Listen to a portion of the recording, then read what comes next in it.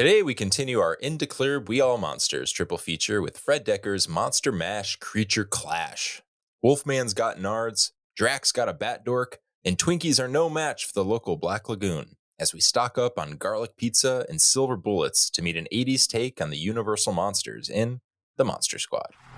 You're listening to How I Met Your Monster, a podcast that explores the introductions to your favorite movie monsters. My name's Zach. I'm Danny.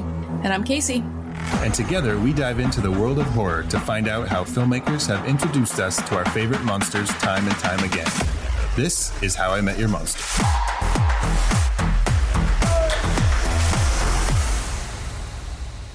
Welcome to How I Met Your Monster, the show where we discuss the introductions to your favorite movie monsters. Today we are continuing our Into KLERB We All Monsters.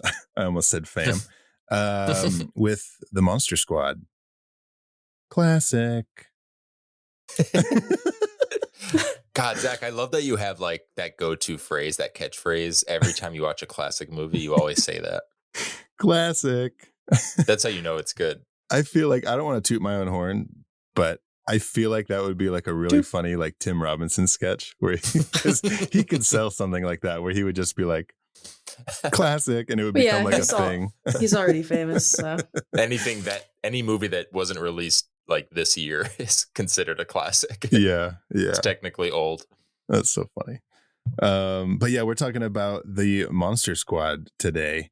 If you're not already following How I Met Your Monster on Apple Podcasts, Spotify, YouTube, anywhere you get your podcasts, go ahead and follow us so you don't miss cool episodes like this one and the rest of our Into KLERB We All Monsters triple feature. I have to think about that one every time. Well, what are monsters but family for horror fans? So Exactly.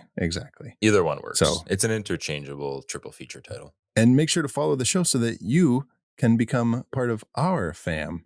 And then when we're into KLERB and there's monsters and the rest of the fam, you'll be there too. And there'll all be a fun fucking thing. A monster mash, if you will. A monster mash creature clash. This podcast is a lot like, running away to the circus. And when you run away to the circus, you follow some monsters. You follow your chosen family. So follow us, join the circus. Are you calling carnies monsters? Ooh, yeah, Danny. you freaks. You're a bunch of freaks. I love watching that movie and siding with like the quote unquote normies. The movie Freaks? Freaks. Yeah. Just kidding. But also, you guys, in case that wasn't clear. How I Met Your Monster has a Patreon that you can join for free if you want, just to stay up to date on some stuff that we're doing. Can I actually say something about the Patreon really quick? Because sure. This is something I didn't know. I was telling someone about our Patreon and they like stopped me like deer in headlights and they were like, "You have a Patreon?" And I was like, "Yeah." And they're like, "Oh, that's crazy." And then anyways, fast forward the conversation leading to the fact that they assumed Patreon was just for porn and like an OnlyFans. So they thought there was like a porn version of our podcast. I mean, I have not. It gets pretty nasty. I mean, it technically is porn related. Yeah, it's a porn adjacent, but without any visuals. But I thought that was so funny, and it really threw me for a loop because I realized how much of a nerd I am that I only associated Patreon with like movie podcasts. Well, yeah, as far as I knew, it was always like mainly creators. Like, I mean, I guess porn people are creators too. Yes. But I knew because Brooke has had one for a long time. You know what I mean? But yeah, you can join our Patreon. It might be porn. It might not be. I don't know. You have to join to find out. You got to find out. Yeah. What a disappointment when you find out it isn't. Commentary. It's just movie commentary. To Predator. Like, I can't jerk off to this. What the hell? I mean, well, you can. You jerk off to about just about anything. Okay. But yeah, patreon.com/How I Met Your Monster. Join for free or subscribe and get some cool things like monthly commentary episodes. So yeah, patreon.com/How I Met Your Monster. It might be porn. That's the slogan. That needs to be our slogan. It might be porn. Check out our latest commentary on Predator, and then go see Predator Badlands in the fucking theater. Man, I really hope this episode has some, even like this, a semblance of a connective thread to Predator, but I bet it doesn't. So we'll find out, but I bet it doesn't. The episode we're bet it about to doesn't. do right now? Yeah. The Monster Squad? I don't think it does, but I wish it would. And I bet it doesn't, but we'll see. Fred Dekker and Shane Black. It took me a minute to get there. I was like, yeah, we're talking about Monster Squad. What are you talking about? I was like, Gill Man is kind of like the Predator. But no. I cannot wait until we start talking about Gill, man. The writers? Kind of looks like the Predator. Shane Black and Fred Dekker, who created the Monster Squad, are big creative players, you might say, in the world of Predator. Okay. The video game. They play the new video game. They're big players. And you didn't know that Guillermo del Toro wrote The Hobbit. Yeah, no, I didn't. Yeah. Oh, yeah. All God, three of the this is Hobbit movies. That's wild. crazy. A week of epiphanies. But no, Crazy. Shane Black wrote Predator and stars in it. And Fred Dekker wrote and directed The Predator from 2018, I believe. Mm. So yeah, there's a little bit of a connection there, Danny. I get what you're saying. But also, guys, this movie came out the same year as Predator. Oh, it did. 1987. Yeah. Yeah. And Shane Black, I think you already just said that, was in Predator. Danny, Yes. I just said that. What the fuck? You're His brain isn't with asking for him. permission to talk. Why don't you ask for permission to listen? His And brain isn't with him. Kind of looks like Gilman. Okay, here's a stupid question. That's Have fair. you guys seen this movie before? And if so, Oh, did you like it? Oh, you Well- guys, Casey, take it. Take it from I the top. shouldn't be here today. Why? I don't care about this movie. Oh. I don't. Mm. I've tried. I Yeah. grew up, I did watch it growing up and I liked it fine. But then a couple years ago, I went to rewatch it and I actually turned it off halfway through. Oof. So then last night I was like, no, I gotta try it. I don't remember a single thing that happened in this movie. That's a lie. I remember two things about this movie. What do you remember? Let's see what stands out. Okay. What's the kid's name? Rodney? Who No. the fuck is Rodney? There's Sean, Eugene, Patrick, Eugene, Horace. Rudy. No. Rudy. Rudy. Come on, like Rudy and Rodney are that different. You fuckers. Okay, Rudy. Rudy looks like someone, and I want to see if Danny can guess who it is because he looks like a very young version of a RuPaul's Drag Race star. Obviously not in drag, but I was going to say it reminds me of what's his name from the movie we'll be doing next in our triple feature in Dream Warriors. oh, I think Joey. Oh. I Joey. can't think of his name. Yeah, kind of looks Mullet. like Joey. Mullet Joey. he I can't think Mullet of- Joey. Yeah, Mullet Joe. I can't think of who Rudy looks like. Tina Burner, young Tina Burner. They look like distant cousins, maybe. They look like that could be Tina Burner's son. They have the same hair and the exact same nose and eyes. That's You- so the squinty little eyes, squinty little brown eyes. Wow. Not talking about buttholes. I'm just imagining Tina Burner in this role. In drag, though. I was gonna where say, she wearing doesn't red. look like, she doesn't look anything like Rudy anymore. Oh, that's hilarious. So I remember that from last night, and then also the scene where the werewolf is in the police station because that just cracked me up. Cracked you up. It's one of the most emotional scenes of all time with a great Jon Gries performance. Yeah, because they were handcuffing him about to lock him up, and then he starts shooting at them and screaming for them to lock him up, and that's exactly what they were about to do. Oh, I see. But yeah, do you know who else Jonathan Gries is? When he's not playing Wolfman, you know who he is? He's fucking He's Uncle the guy Rico. from The White Lotus. What? In what? He's Uncle Rico in Napoleon Dynamite. Oh yeah, That's right. I think that's so funny. Shit. That's such a wild. He also played a werewolf in Fright Night 2. Wow. Mm. He's one of those actors where when I watched him in The White Lotus, he's like such a well, I won't spoil anything, but he's an interesting character. And I was thinking, I was like, oh, wow, what a good actor. Like, I feel like I wish I'd seen him in more. I just assumed I didn't really know his career. And then when I was, I've obviously seen The Monster Squad a million times, and I had no idea he plays the Wolfman. Mm-hmm. So I keep discovering he's one of those actors where it's like, and I had the same thing with Napoleon Dynamite. I was like, oh shit, that's the guy. So he actually has had this like really prolific career. I'm just an idiot. Mm-hmm. I don't think you're an idiot, Danny. You're not. Thank you. I was fishing for that. But Casey, okay, the 2 scenes you remembered. Okay. I thought you were really going to love its 1 hour and 22-minute runtime.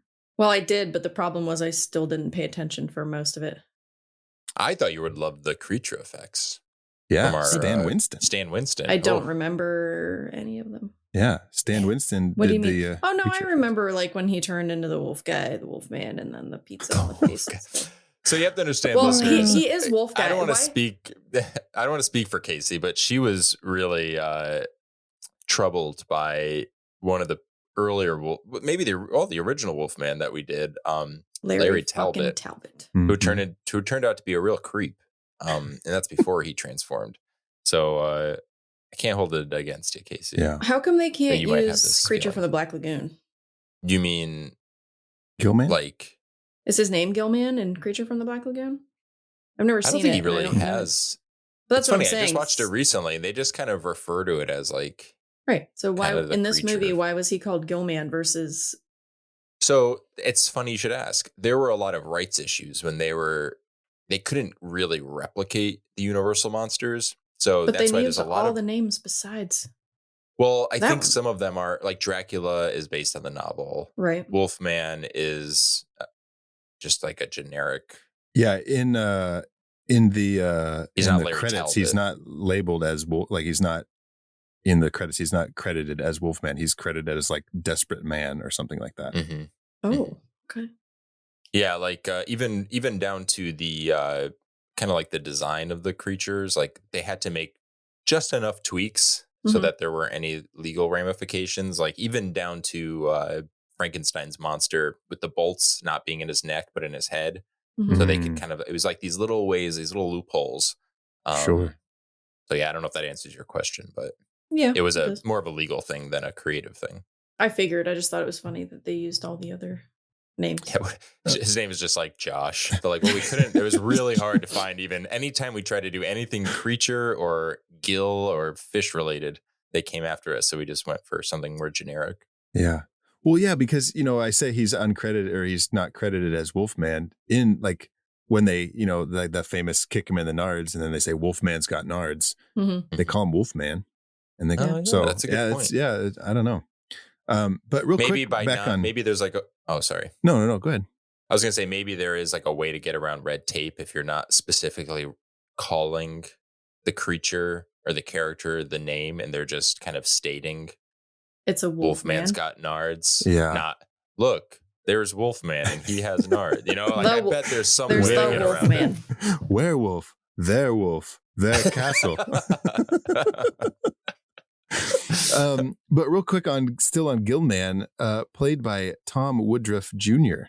Do you know another connection with Tom Woodruff? Well, of course I do. No, I don't. He did the sculpting and the painting on the creature and Frankenstein's monster. And this was his film debut playing anyone, I guess. Do you know what playing the creature that he worked on?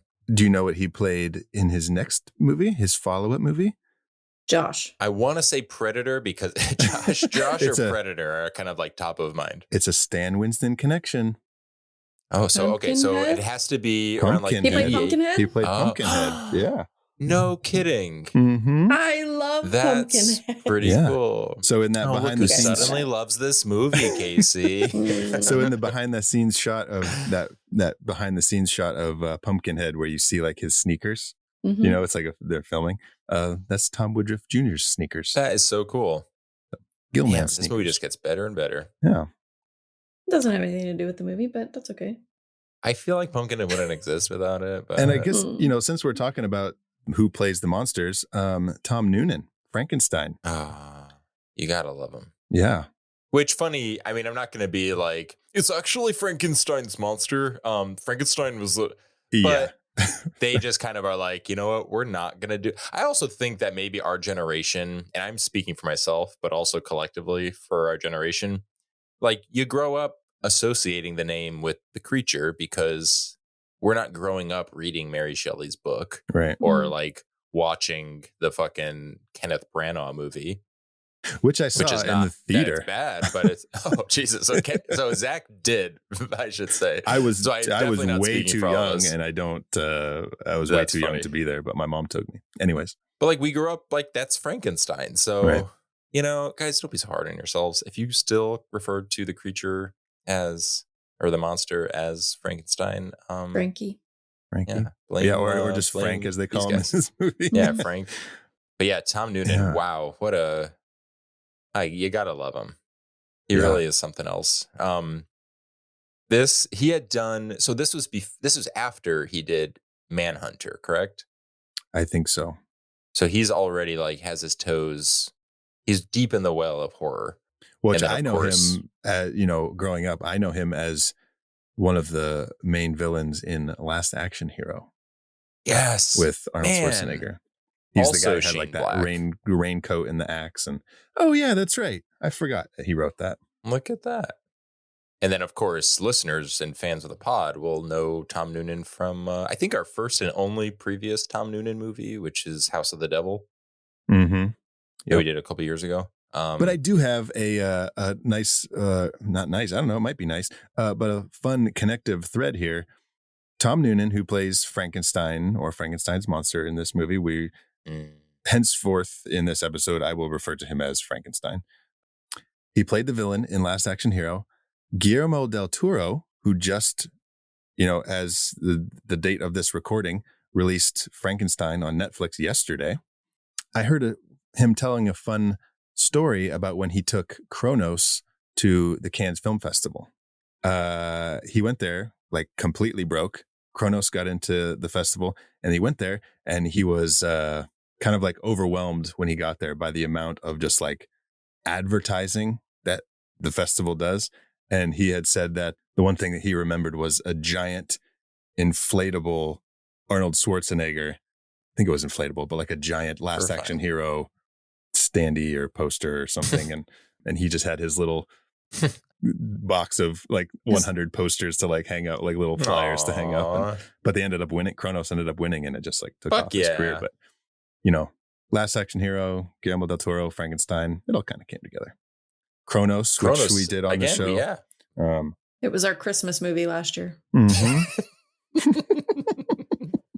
It is a Christmas movie. And since we're still talking about things on our pod that we did previously, this was a Peter Hyams production, who you might know as the director of End of Days. God damn it. Yeah. That was our New Year's Eve movie. Yes, it was. We take creative liberties because and our one of our halfway to Halloween movies was Flatliners. So for that one shot picks. Of a pumpkin. Well, this year we're doing a real Christmas movie. So we are. Oh, just you wait, as they say in Hamilton. Zach, you asked if we had all seen this movie, and I need to answer this question because this was a very formative movie for me. Arguably, maybe the formative movie for me when it comes to horror movies. We had this taped when I was a kid on a little VHS that we recorded off our TV. Just a little VHS. It was we had a micro there was this VHS one little area. If you knew when to get them, you had mini VHS tapes. I'm serious. They're just about the size. I'm not for kidding. Real? Yes, what? They fit. You put them in a large tape, but we had those too. Yeah. So they did exist. That's so funny. That's funny. But we had a tape, and it was basically the way we recorded it onto the VHS was a double feature of it had the Goonies and then the Monster Squad. Fun. And it made this, guys, if you can somehow replicate this experience, it makes this movie 10 times better. So Casey, maybe you need this. Maybe somehow you could watch the Goonies and Monster Squad back to back. I don't like the Goonies either.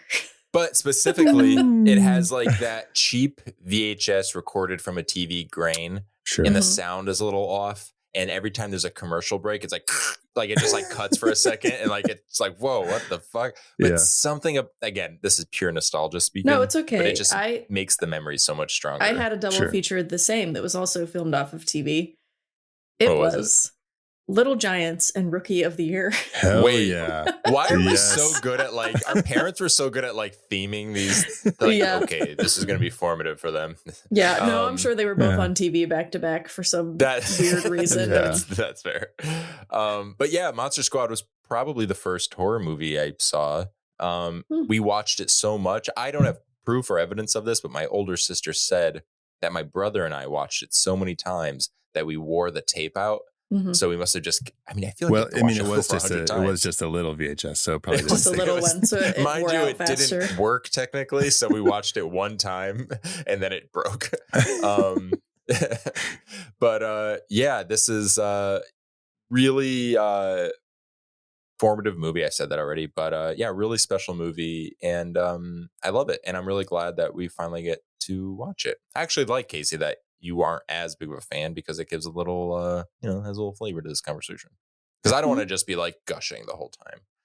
Yeah. That's for Patreon. It might be porn. It might be porn. I love it. Oh my gosh. Yeah, I don't remember. I know I used to watch this a lot as a kid, but I don't remember like the first time I saw it. I don't know how old I was or anything, but I know I used to watch it a lot. I recently just showed this to Samuel, who is, well, he's 9 now. I think he was probably 8 when I showed it to him, and he really liked it. There's a lot of like problematic language in it that I was like showing it to him, and I was like, oh shit, I forgot all this stuff was in here. Yeah, it's yeah, he was at karate the other day before it was like right before Halloween, and his instructor asked like, what are some good Halloween movies that you guys like? And I thought he was gonna say Monster Squad, and he fucking raises his hand and he says, is Aliens a Halloween movie?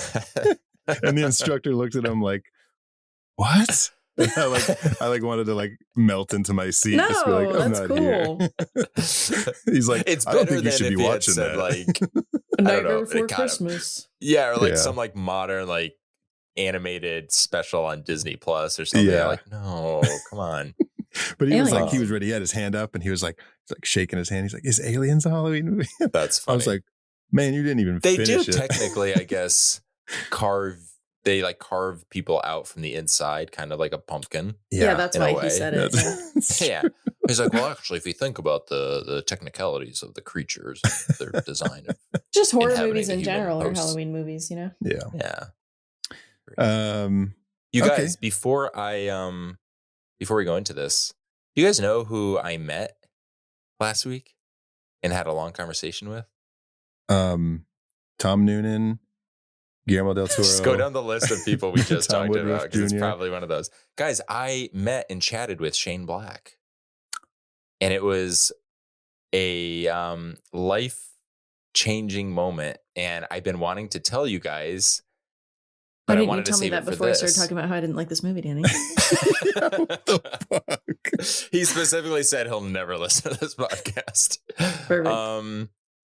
Yeah. Wow, Danny. That's super awesome. friendly guy. It was kind of like this thing where I was at the listeners, for context, I was at the Austin Film Festival, and the kind of main hub of it is in the Omni Hotel in downtown Austin. And a lot of people are just kind of like wandering around. And I forgot that there are people there like of, kind of renown, I guess. And I'm walking, and I'm with a friend of mine, and he recognizes someone, yada, yada, yada, like a friend of his. And I look over and I'm like, oh my God, that's Shane Black. He's just like chatting with someone. And I'm like, oh my God, I'm like getting all hot. And I'm like, just relax. So my friend who knows this guy is standing right next to Shane Black. And it turns into this thing where we're just kind of like pulled into this circle. But Shane has his back to us. And we start talking, and little by little, somehow, I don't even know how exactly it happened, we were talking about projects we've worked on, and Shane kept kind of like looking back, like kind of like, oh, interesting, oh, curious. And then finally he spins around and he's like, so tell me about, what's this thing you're working on? And I was like, oh my God, I'm pitching. I need to, okay, cool it, breathe, be really fucking cool. And I wasn't, but but I did, and I got to chat with him. He's just a really nice guy. like goes out of his way to be really down to earth. Anytime you've seen an interview with him and he has this kind of like really down to earth, like even his movies, like it's just the same kind of, I don't know, vibe, I guess. And we just chatted. Well, I mean, he was writes super them. nice. And So it makes sense. But yeah, just a really nice guy. And I've been holding that in my back pocket because I've been really excited to tell you guys. And it didn't feel right to say it over text or not with a camera recording this conversation. But I wanted it on record. That's awesome. Very cool. I was like, what are the odds that and we had been moved. So listeners, by the way, this triple feature, we've had to like move things around. So it's kind of, by fate, perchance, that we should be recording this right after. Yeah. That's awesome. Listen, I thought you guys would get a kick out of that. Shane, listen. Shane, my man. I've never seen the Lethal Weapon movies, but I bet I would love them. Casey, what are you doing to me today? I love Iron Man 3. It's a lot of fun. I do love, RoboCop 3. No, I've never seen the third one, but I'm sure I would love it. The Nice Guys. Loved The Nice Guys. Lots of fun. Nice Guys. That was good, yeah. Lots of fun. Damn, Casey, you never saw fucking Lethal Weapon? No. Okay. Well, there are some Lethal Weapon similarities in Monster Squad, which we'll talk about. But oh yeah, there are. I know of only one, but okay. Do you guys want to get into this movie? Yeah, let's go. Let's do it. You want to go meet some monsters? This is like the monster movie to fucking do on our show. You guys, I'm so excited. I thought this would be more of a shit show in terms of kind of clocking all the reveals, but it was not bad. It was not bad. Yeah, it was pretty straightforward. It just, there's a lot of them, which we'll get into, but let's head to some undisclosed location and meet these monsters. Yeah, some might even call it Dracula's castle. I ment like the town where these kids live. The beginning is Transylvania. We know that. Yeah, I guess we're starting in Transylvania. Let's go. Yeah, we can go there.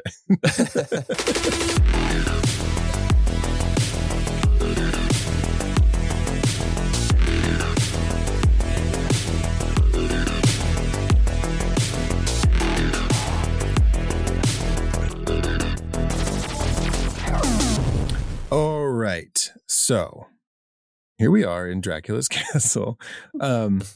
Dude, the Monster Squad, we've got 18 monster reveals. So we've got a lot to get through. We're going to keep it kind of straightforward on this one. We're only going to talk about their monster reveals and nothing else. Okay. No Absolutely small talk. Nothing else. No just small big talk. Just talk real big like this. Is that big talk? And this is but Danny, this was your pick for our into KLERB We All Monsters. Also your pick. Did you say in the KLERB? I said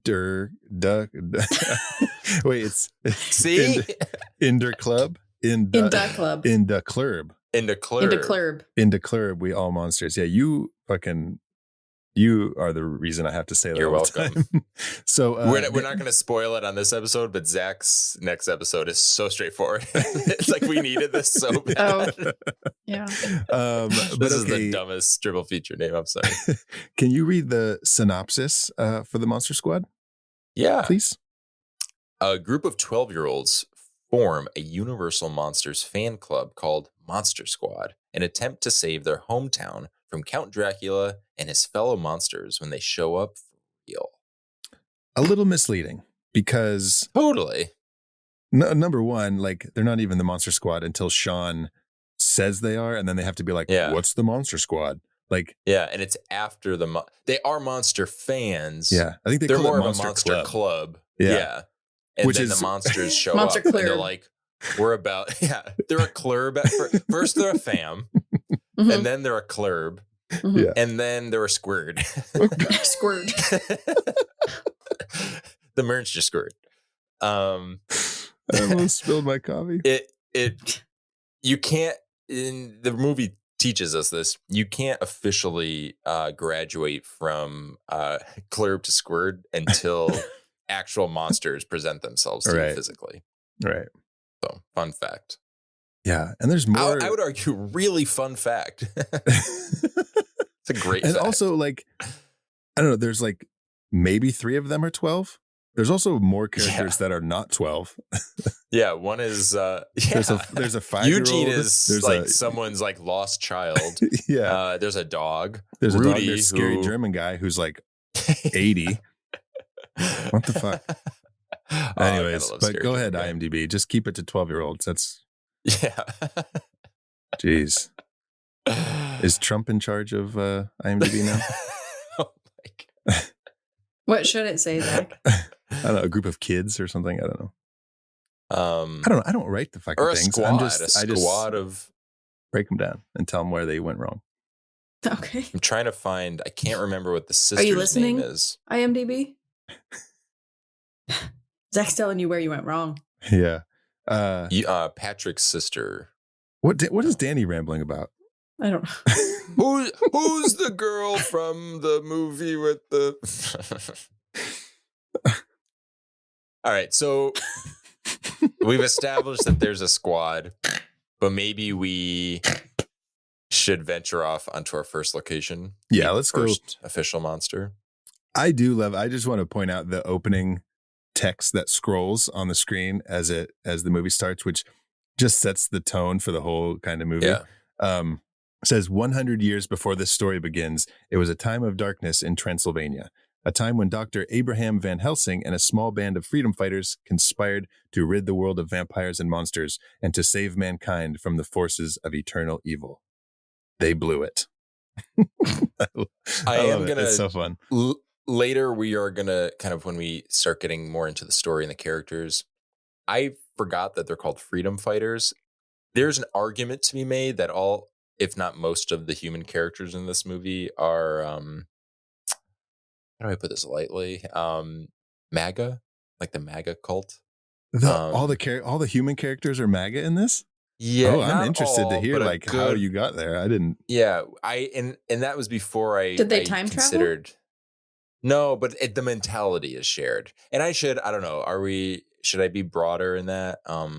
Well, I'm confused because I didn't pick up on that. We'll get there. I didn't get much of anything. So. I mean, other than like we'll get there. Hunting people that are different than you. Like I get that, but that's part of it. but they're some literally more specific monsters, things. though. They're literally monsters trying to destroy the town and kill people. Yeah. It's not like they're. I promise. It's not like they're just gay people. They're like, get out of here, gays. No, all the monsters are gay. But they're still monsters, Dracula's Danny. just living in his little Being castle. Being gay doesn't make them Cape. monsters. That's my dream. Yeah, like you can be gay and not a monster, but you can also be a monster and be gay, but you're still a monster. Yeah. Right. Yeah. Yeah. So it doesn't matter if they're gay. They're still monsters. If I said that right, you know what I'm trying to say. I know what you're saying. I get it. No, I promise we'll unpack it more. And by that, I have like one extra thing to say. We'll unpack it more. He says one thing. Okay. So our first reveal is right during the opening credits. This is the main, I would say, well, I mean, he is the main monster in this movie. You could say it and it would be true. He's Dracula.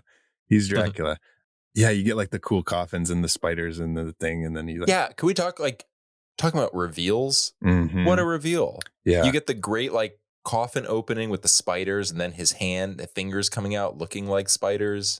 That is. And I like how his you see him as like a bat and then his hand kind of like, or his like wing fingers, his like his wingers. His wingers kind of shrink a little bit. He makes his winger. he makes. Do you think his wanger does that too? Does it shrink a little bit when he's transforming? It needs to be cold. I would for him fucking to hope so. Can you picture a bat with a human dong on it? Well, that's the thing. No, it shrinks when he becomes a human, so it's actually bigger when he's a bat. So it's just a giant like bat with a huge dick.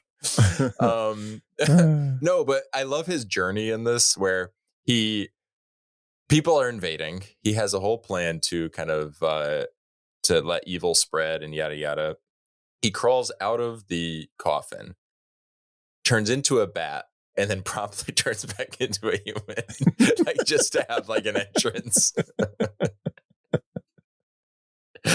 He's theatrical. He is gay. That's He's just funny. like it's all about the entrance. It's all about the entrance.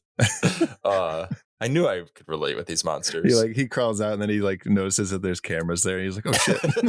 He's like, wait. I can do it better. But I do. But in all seriousness, the effects they're great, and they're also like I love the economy, the economic approach to it, where it's simple trick photography, but kind of also paired with actual like in-camera effects, or practical effects, I should say, with like you were talking about the wingers or the wangers. What did you call them? Wingers. I said wingers. It's wing fingers, and you said wangers, which is like a wing penis. Wing. A wing. Oh, wing. So yeah, pretty great way to open a movie, especially for a character that we're also familiar with. Sure. Though my lawyer says not the same character from the original 1931 Dracula from Universal Studios. I mean, with how he acts, there are a lot of differences. That's for sure. Yeah. Mm-hmm. Not a fan.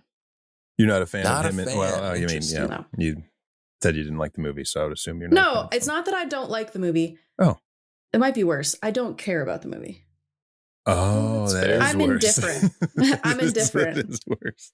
I don't dislike it, but I don't love it. You know what I mean? I'm not like upset about it. But I just think his character, he's like not mysterious in this at all. He's just like thinks he's a badass. I don't know. I like mysterious Dracula, you know?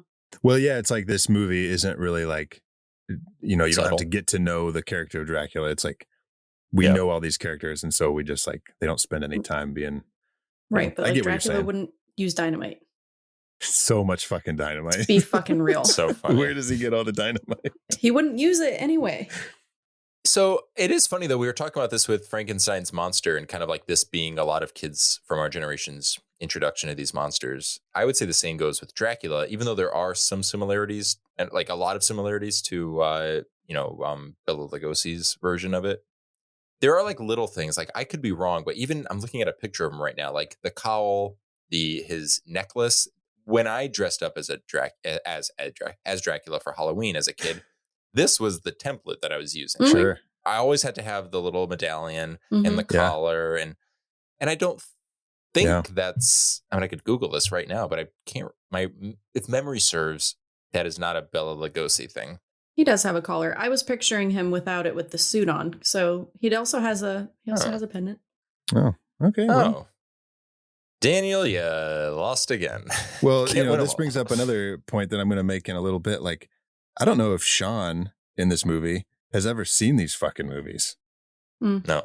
He's talking about Wolfman, and what does he say? Like, he's not a regular guy. He doesn't like go to work and drive a car or something like that. It's like, yeah, he was a regular guy. Quite literally does. Like, maybe like, he doesn't drive because it's like olden times. But I don't know if he actually said that, but he said something about like, he said like, him doing normal activities. He's like, dude, yeah, he was. Have you fucking seen this? Sean is a little fucking prick. Oh, I have some thoughts about Sean. Sean is such an asshole. Yes. And you want to like him because he's the self-appointed leader. As the leader of this squad. Okay. If you have to say you're the leader, you're probably not the You just are the leader. But okay, we're still on our first reveal. Transylvania. There's a really fun matte painting as the people are running up to the castle, and you see it there. We'll say it. We've said it once. We'll say it again. Bring back matte painting. Totally. Mm-hmm. But okay, yeah, Dracula, and then right in this same kind of scene is our second reveal, Van Helsing, when he busts in to get the amulet, and he meets the one vampire bride eating a fucking possum. But he stakes her real quick, and then like this ground starts breaking out, and skeletons start coming up from the ground. That was kind of cool. Got a portal. Got to have a portal. Got an amulet. Fantastic. God, the amulet score in this movie is chef's kiss. Mm-hmm. That brings it. That music is like, that sounds like my childhood. Totally. Yeah. Just a mini version of it though. Just a mini. It's like like when a character gets shrunk in a movie and they're like, they talk like this. That's what the music was like. So I remember it being like, dude, what's the fucking movie? Talking about movies taped off TV onto VHS tapes. We had one when we were a kid about monsters. It was about Dracula. It was played by Judd Hirsch. He played Dracula. And Judd Hirsch is Dracula. Judd Hirsch plays Dracula. Oh, Okay. the Halloween that almost wasn't. The Halloween that almost wasn't. And you know, you're talking about when voices get really small. Dracula needs to get under a door to the other side. Like there's a witch or something has locked a door. And so someone says, oh, it's like Igor. He's like, Master, why don't you shrink yourself down to a tiny bat and crawl under the door? He's like, first of all, bats don't crawl. And Dracula, he starts shrinking into the bat, and he's got to say, teeny tiny bat, teeny tiny bat, teeny tiny bat, teeny tiny bat, teeny tiny bat. Dude, it's so funny. What is this movie? The Halloween that almost wasn't.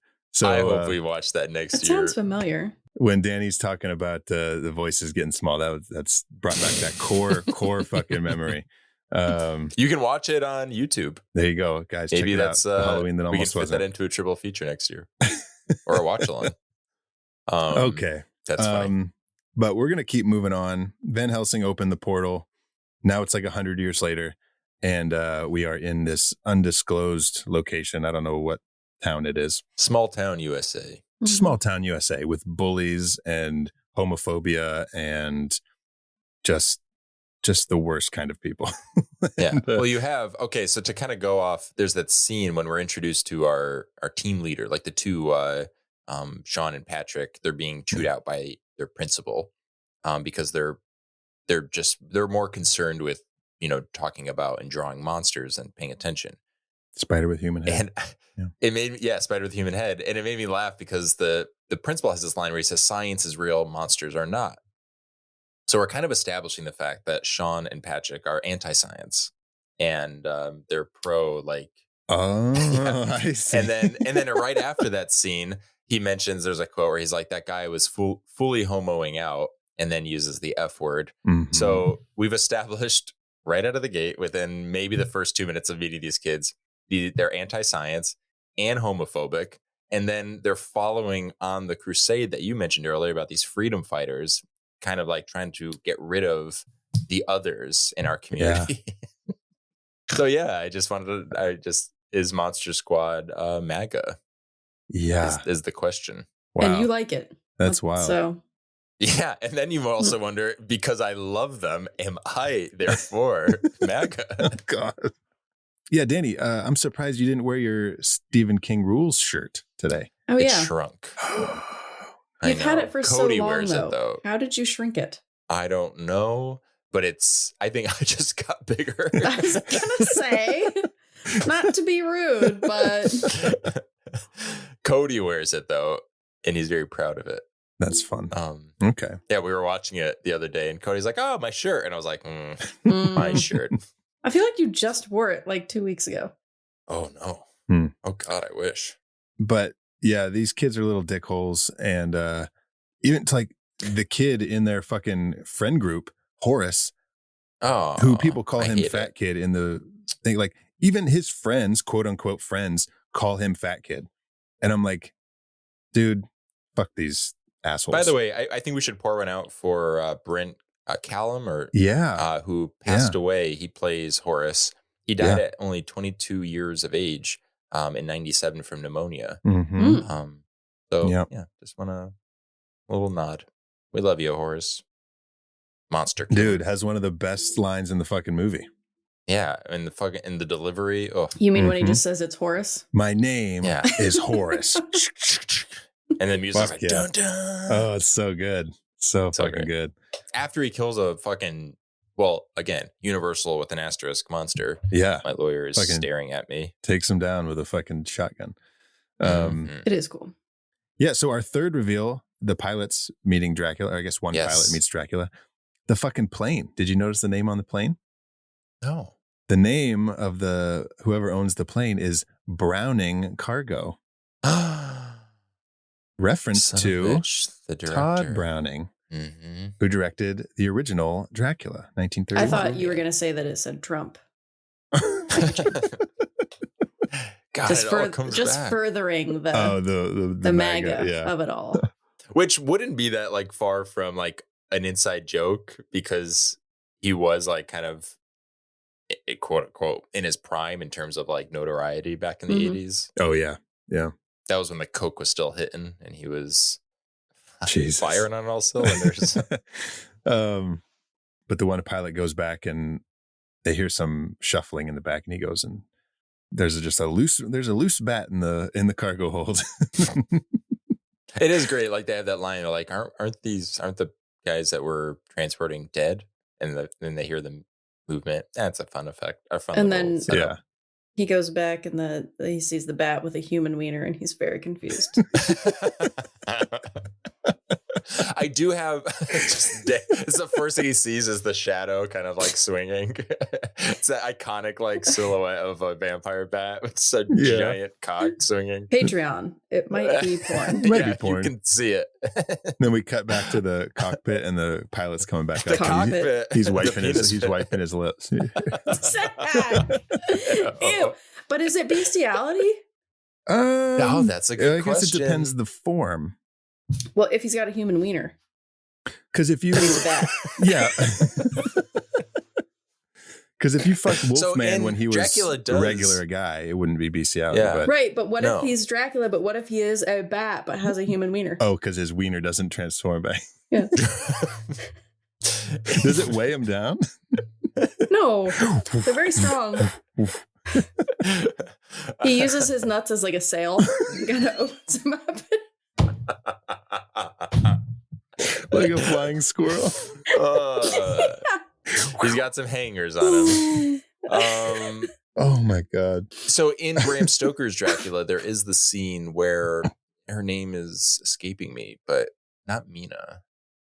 Who is it who has sex with Dracula when he's in the wolf? Oh yeah, but he's kind of like a yeah. werewolf. So then you wonder, is it kind of is bestiality though? Hmm.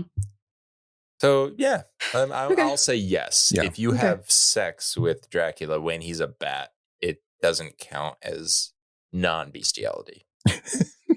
That was a roundabout way to say that it is bestiality. Well, that was my lawyer. He passed the note over to me. He's like, "This is how to say it." Kind of, it's not clear. He's confuse nodding everybody at me right now. Yeah. Oh God. But yeah, I do have some questions. First of all, I love in moments like this when kind of it establishes abilities. So we see him transform into the thing. We set up the plot with by hitting the cargo opening door. Frankenstein's coffin box gets dropped out. Mm-hmm. So Dracula has to leave it like force and function. Was curious, trying to think now how to best form this question. Because the creature of the Black Lagoon and the mummy and the Wolfman. Okay. So all the monsters are in this town. Mm-hmm. Dracula seems like he was thwarted for a bit, but he is kind of dropped off exactly where he wants to be. Right. Mm-hmm. Oh, maybe that's why he was moving around. Maybe he was like, "Hey, come here," like. Oh, and he kind of he positioned the box over the thing. Yeah, like this is me. Yeah. Can you open the door? Mm-hmm. Maybe he used like mind powers to be like, open the door. Yeah. Can't Dracula do that? Like seduce you with his fucking eyes? His wingers. His fucking bat wiener.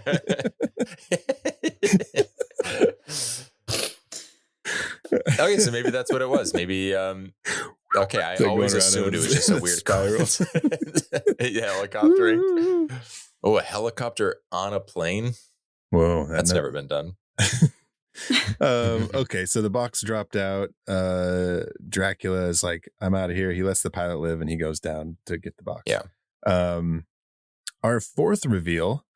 Now we've met the kids in the Monster Squad, and we've met Sean's parents, Emily and Dell. Dell is a police officer, and they're having like some marital troubles because he keeps working and she's upset. And then they keep scheduling couples therapy at night on a work day right after dinner, and then are mad when they can't swing it. They're like, I have to go to work. And they're like, this is why we can't make it work, because you're always doing the thing that everyone does. He said you knew. I don't know, like you signed up for it, essentially. Yeah, like you knew I was a cop when you married me. And Fun fact, do you know what you were talking about? And I apologize if I'm stepping on your toes if you were going to mention this. There's a fun fact about their house. where they live, Sean's family. Yeah. It is set on the same lot across the street from Danny Glover's house in Lethal Weapon. Oh. That's awesome, because I made a note later when the car pulls up to the front of the house, and I was like, man, this neighborhood looks exactly like the neighborhood in Lethal Weapon. That's funny. And it's the same jungle from Predator, just to bring it back. But also Emily, played by the mom. What a weird name. Emily, played by the mom. Mary Ellen Trainor, is also in Lethal Weapon. Oh, yeah. She's in every 80s movie, to be fair. She's in all the Lethal Weapons. Yeah, 1, 2, 3, and 4. And the neighborhood they live in, and even, we'll talk about it now since we're talking about it. The dad, Dell, and his partner, Sapper, have a very much a Riggs and Murtaugh dynamic. Mm. Oh, yeah. Even just going to like the look, black guy and a white guy paired up as partners, and then they kind of have opposite personalities, and it's very much a Lethal Witty, Weapon. sassy. Mm-hmm. That's so funny. So anyways, I thought that was fun, but good catch. Yeah, cool. Okay, let's see. I do want to point out very quickly, because I had like a few things about their Danny, house. if it's not about the fucking mummy, you need to. Well, I had a note that they have the. I guess this is coming out. This is coming after, so I'll wait. No, I'm gonna say it right now. Right now. They do have the best house because not only do they live across from, I always forget Danny Glover's name, Murtaugh, but thank you. His roof has a clear shot of the drive-in movie theater, and I guess he has somehow, maybe his dad procured the speakers from because they can hear it too. Well, it's when you go to the drive-through, you turn on the radio. Drive in, not the drive-through. Was that always the case? I thought that when was you go to McDonald's, like a modern. Yeah. No, I think that's how it's been. Oh, I remember when we were kids, they still had like the speaker box that you would put in, but I think you could do like either maybe when we were kids. Gotcha. So maybe they were like switching. Okay. But yeah, I you did just want like to tune flag to a something. radio station. Sean says the whole setup is that he's never seen this movie. He really wants to go. And then when his dad meets him, he's like, oh, this is the best part. Yeah. I did, however, I think I have an answer to it. Because it's kind of like he's kind of comparing it. It feels like this movie's version of maybe the Friday the 13th franchise. Well, yeah, because they're already like he mentioned 12. something about part 7. Part 7, yeah. So he says it's part 12 that he's going to see. Okay. So in this universe, it would be the 2009 remake equivalent of it. So he knows the story structure. Yeah. And he's like, he knows when the kill's coming. If you're familiar with the Friday the 13th movies, almost all of them start with a very lengthy recap. So my guess is when his dad came out, they're just watching the recap. Like, this is the best part. But it's not of that movie. It's just like in one of the earlier ones.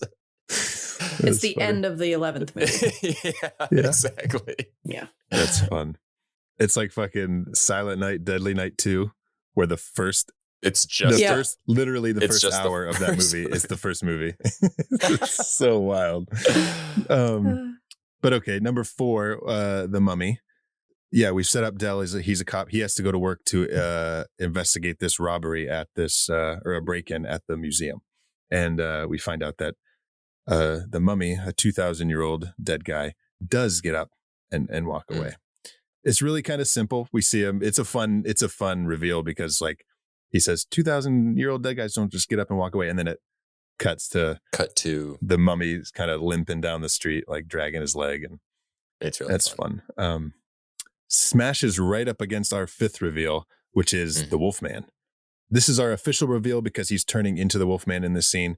There is a previous scene earlier where he says that he's like dangerous and he needs to be locked up in the it's kind of like they mentioned Rambo in this movie. That's kind of like a very like First Blood kind of scene. Oh yeah. Where he like fights the cops and breaks out. As they're going to lock him up. Yeah. Yeah, you had a problem with that. Lock me up. We're trying. They were trying to lock you up. Mm-hmm. Well, you know what I think it was? He sees the moon. And I think like they slam him down. He sees the moon and he probably got like a burst of energy. You know what I mean? And just like, rah, and then fought him. And then he said, does that make sense? But even before he saw the moon, he was screaming at them like they weren't doing anything. Yeah. Yeah, he should have Still, been like, calm. walking He should him have to just the been cell, calm. and he just keeps fighting them. Yeah. Well, I guess if he was calm, they wouldn't arrest him. Yeah, I don't know. Oh, not necessarily. I get it. This is like a chicken and an egg thing for werewolves. Yeah. Like, do you tell them you want to be locked up first, or do you show them why you need to be locked up first? Yeah. Mm-hmm. And then therefore, the chances of you being locked up are slimmer because you are now stronger than them. Yeah. Hmm. Oh, I want to watch Paradox. Wolf again. Remember Wolf Hmm. with Jack Nicholson and Michelle Jackie Pfeiffer? Nick. That was good. Good one. But in our fifth reveal, when we actually meet the Wolfman, when he transforms in the ambulance, so cool. It's great. It's like the equivalent of Dracula's transformation from a bat in the beginning, where you just get little flashes of like things you are familiar with, you know, you get the nails coming out of the shoes and the skin is kind of bubbling. It's transforming. There's so much squelching. A lot of squelching. More than you would normally kind of associate with a werewolf. Makes sense though. Your guts and stuff are moving all over and your skin's getting all weird. Yeah. Stretching out. Mm-hmm. And then he pops up behind the driver. Like, that's a cool visual where it's just, it's great. you know, quick transformation and then bam, he's got a cool look. I like his look. It's fantastic. It's fun. Stan Winston, you did it again, you son of a bitch. Yeah, this is a year after Stan Winston won an Oscar for Aliens. Mm-hmm. Okay. So I don't know. I do love that. Like, obviously a job is a job, but there's something about like doing this big budget creature movie that wins you an Oscar and then doing this really fun kind of romp with kids just feels, I don't know. Yeah. Makes you love the guy even more. Yeah. There is a bit of foreshadowing when it comes to Wolfman, and they've got the club. I'm not going to call them a squad yet. It's not a squad yet. Not a squad yet. It's not a squad yet. They recruit Rodney to come into I'm calling him Rodney now. Tina Burner. They recruit him to, you know, like to say, hey, Horace says, hey, Rudy, help me out. Can we bring him in the club? And so they're asking him all these questions, and he says, they're asking him like, how do you kill a werewolf? And he's like, silver bullet. And they're like, how else? He's like, that's it, silver bullet. And they're like, no, that's not it. He's like, okay, how else do you kill a werewolf then? And they list off all these things, and they're like, but Sean says he falls out a window and he lands on a bomb. And that's like a fun. I never noticed that. Oh, really? It doesn't kill him. Maybe though, I did. So. I just didn't. No, but it happens later in the movie. You know, he falls out the window That's and then funny. explodes with the dynamite. And then Rudy has the nice payoff of kind of saying like, because he ends up, spoiler alert, kills With the silver bullet. It's like, see? Yeah, and then there's like a Jason Goes to Hell thing there where his body all comes back together. That scene scarred me. He's like, scarred me. there you go. I was like, they can just do that? Monsters can just not die? Oh, I love right before our next reveal where Dracula and Gillman and Frankenstein and all them kind of come together. There's this awesome shot of Dracula standing over like a lookout onto the town, and the lightning's cracking, and he says like let it begin or something like that. You're gonna get it. And there's a really fun he shakes his finger at the town. You just wait a second, I'm gonna get it on there. No, you're gonna get it. But there's a really fun like blink and you'll miss it like overlay of his skeleton, his skull, like as the lightning flashes, and it's pretty cool. I like that. That was the actor. That was just like good timing. They're like, God, he's a fucking skeleton. movie magic. But yeah, like I just mentioned, our sixth reveal, Gillman, Frankenstein, Mummy, Wolfman, and Dracula all kind of come together on this swamp. And you'd almost argue they are also a monster squad. They are. I thought about that. Literally. Yeah. The squad of monsters. But yeah, we were talking about this is also technically not technically, but this is also our introduction to the Gillman, the creature from the Black Lagoon. And I kind of briefly mentioned how we were talking about Tom Woodruff Jr., who did the effects, who worked on the painting and sculpting for this and for Frankenstein's monster. And he played the creature. Apparently he had it, of all the monsters, had it the worst. He was basically, literally like sealed into that suit for an entire day. Couldn't go to the bathroom, couldn't eat, couldn't do anything. The only opening was these tiny little holes, like dots in his eye that you could barely see through. And they said it was a nightmare. Jesus. Yeah, you can't tell me that you couldn't have put a hole in that mouth for him to drink a smoothie or I put a agree. fucking catheter on his dick so that he could pee. I Okay. agree. Or a slightly bigger catheter up his butt. So he could poop. Big old tube up his butt. Ew. Imagine fucking Dracula's tube. No, that's not. bat penis with a catheter in it. Oh, yeah, we can imagine that. Well, that they had the catheter for. And they used their budget on that because his dick was so big.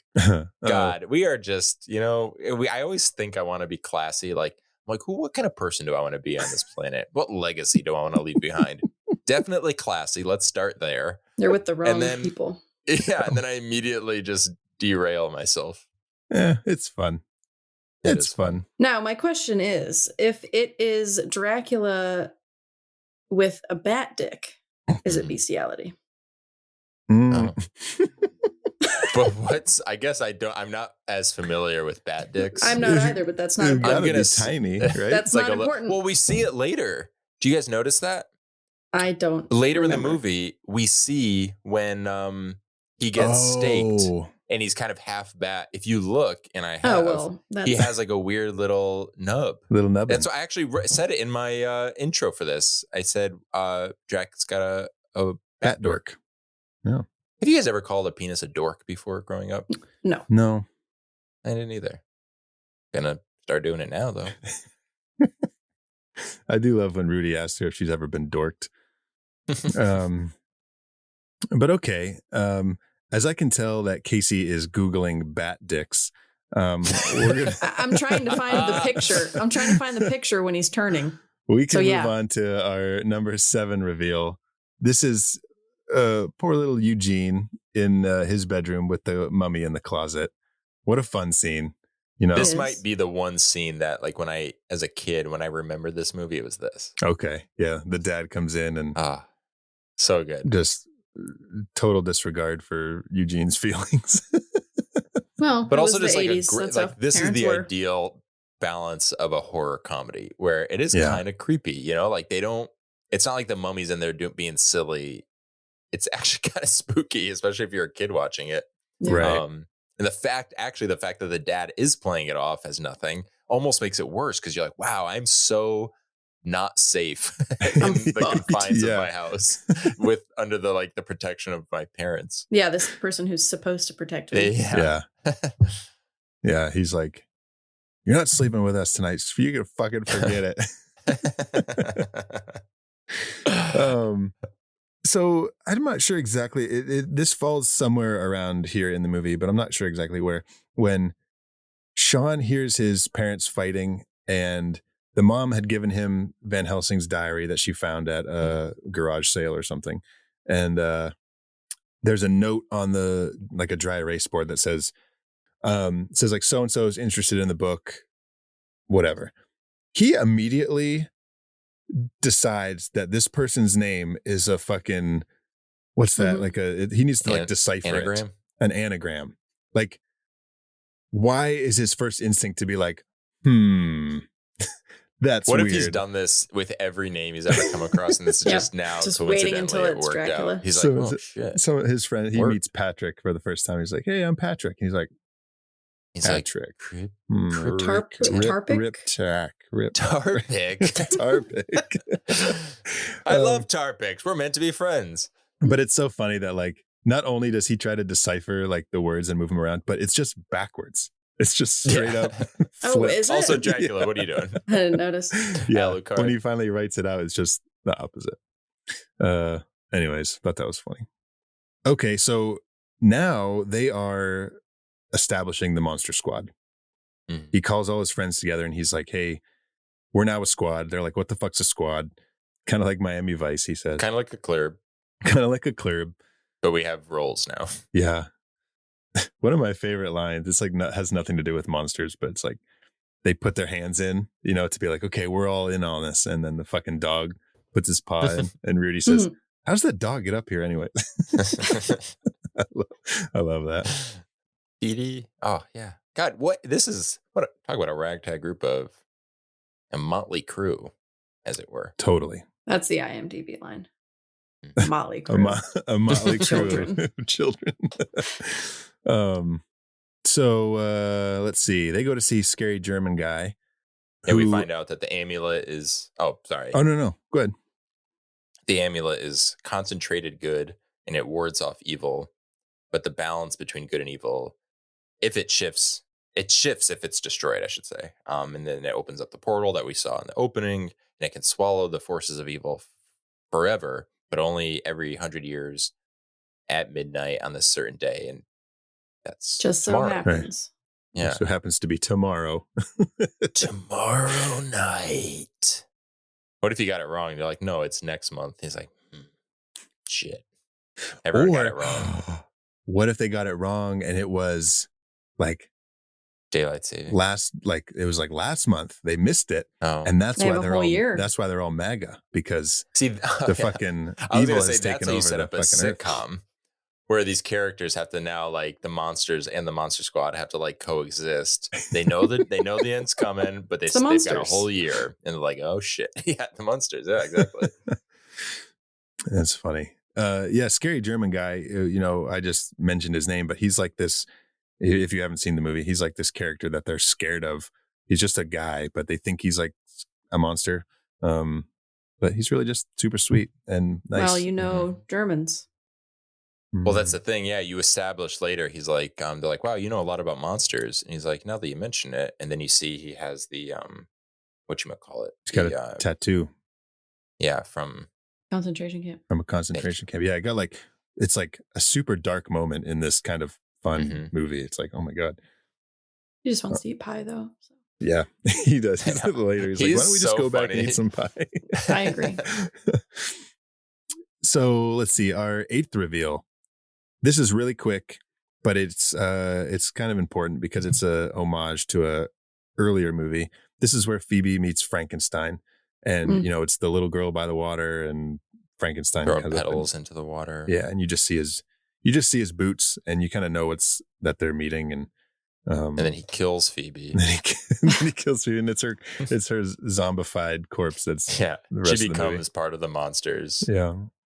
Yeah, so it's really quick. This is during the scene where the boys are meeting Scary German Guy.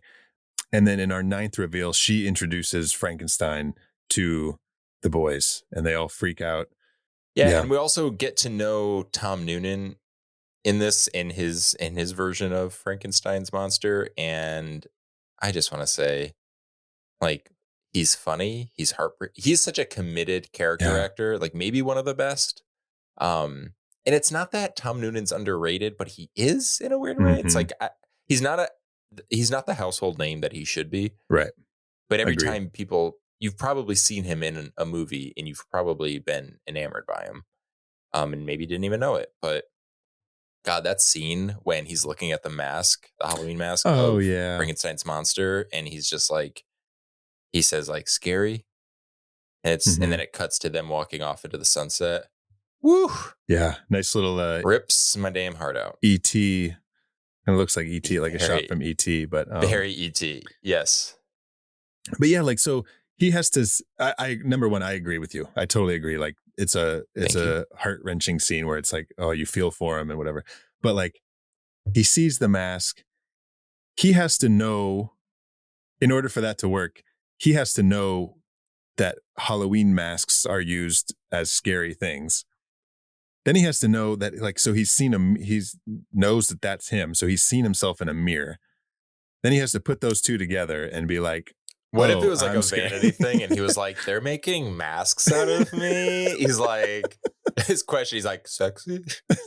Sexy? And they're like, no.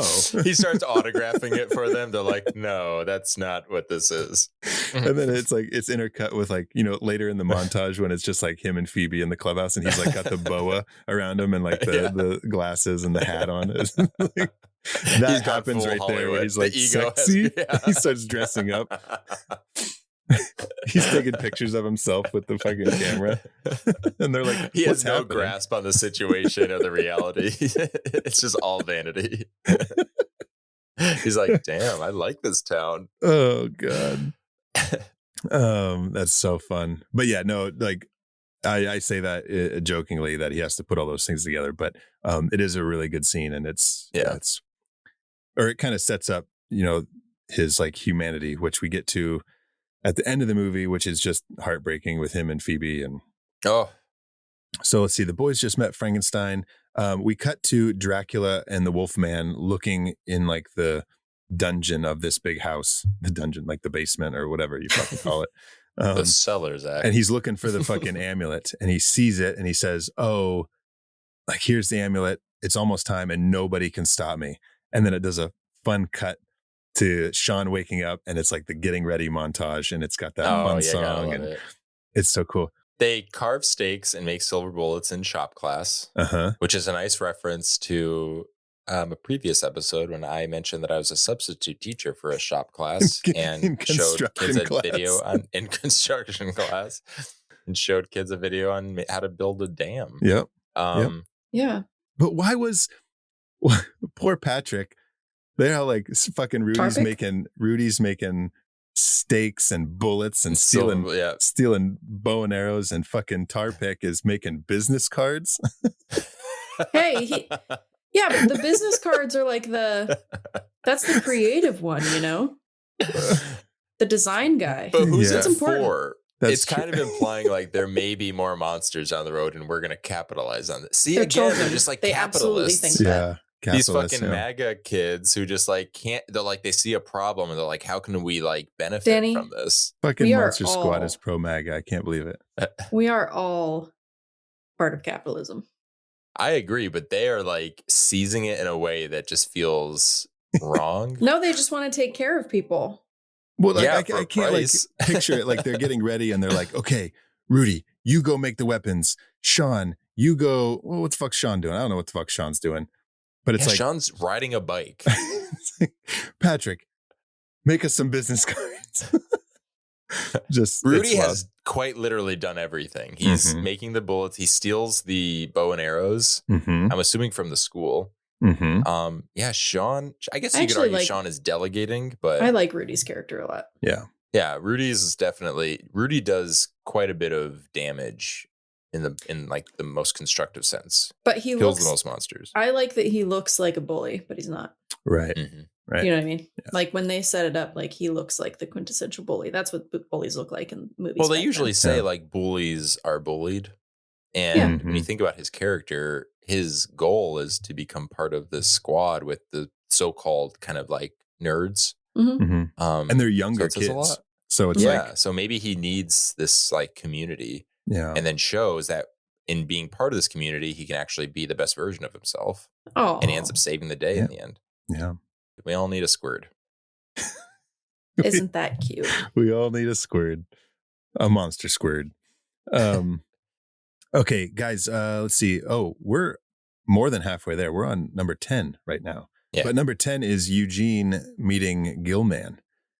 So Eugene is like fucking off by the water where he shouldn't be. Gillman comes up and fucking eats his Twinkie. Doesn't he say like, creature stole my Twinkie? Creature stole my Twinkie. Poor Eugene, by the way, like getting just terrified. Yeah. He's got the mummy in his closet. He can't go anywhere without a monster popping up. But like, why didn't Gillman fucking like grab Eugene and like pull him in the water and eat him? Because he wanted the Twinkie. He doesn't taste like a Twinkie. Oh, he wanted the Twinkie. He likes processed foods. Yeah, he's been living underwater eating. Well, he can't open his mouth wide enough because they fucked up the costume. Oh yeah, he's like, he can't eat a child. That actually wasn't in the script. That was the actor being like, help. They just happened to be recording.